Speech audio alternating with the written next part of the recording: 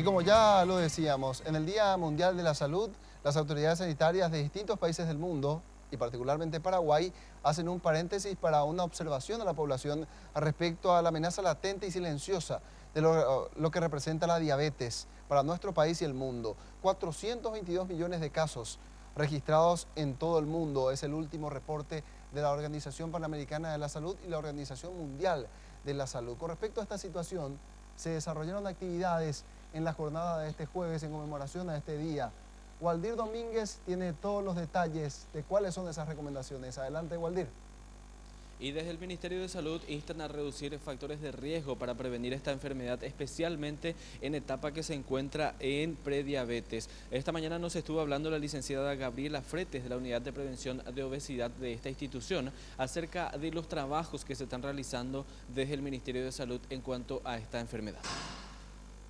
Existen varios factores de riesgo, ¿verdad?, para el desarrollo de diabetes. Entre ellos se encuentra el sobrepeso y la obesidad, que afecta a cerca del 60% de la población paraguaya adulta. Es decir, que prácticamente 6 de cada 10 adultos tienen sobrepeso o obesidad.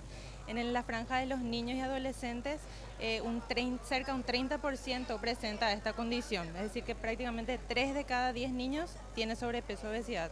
Esta situación es muy alarmante porque cerca del 60% de la diabetes tiene relación con la obesidad. Si vos me hablas de un porcentaje alarmante para las instituciones, ¿qué se hace para poder disminuir o por lo menos controlar eso? Bien, para eso en el año 2014 se lanzó el Plan Nacional de Acción para la Prevención y el Control de las Enfermedades No Transmisibles, que tiene metas a 10 años, en donde están incorporados todos estos factores, ¿verdad? Y las acciones a emprender en diferentes escenarios. Actualmente el Ministerio de Salud se encuentra trabajando en escuelas saludables, con las cantinas en los colegios, ya para incidir desde la primera infancia, así en los niños, de formar buenos hábitos en ellos.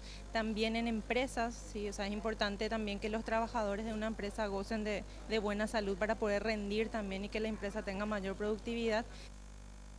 Y según lo mencionado por la encargada de la Unidad de Prevención de Obesidad del Ministerio de Salud, es un porcentaje bastante alarmante, por lo cual instan a fomentar los hábitos saludables desde chicos, a que puedan ayudar a mitigar justamente el riesgo de obesidad y diabetes de tipo 2 para las etapas posteriores, compañeros. Muy bien, muchas gracias, Waldir Domínguez, con este reporte.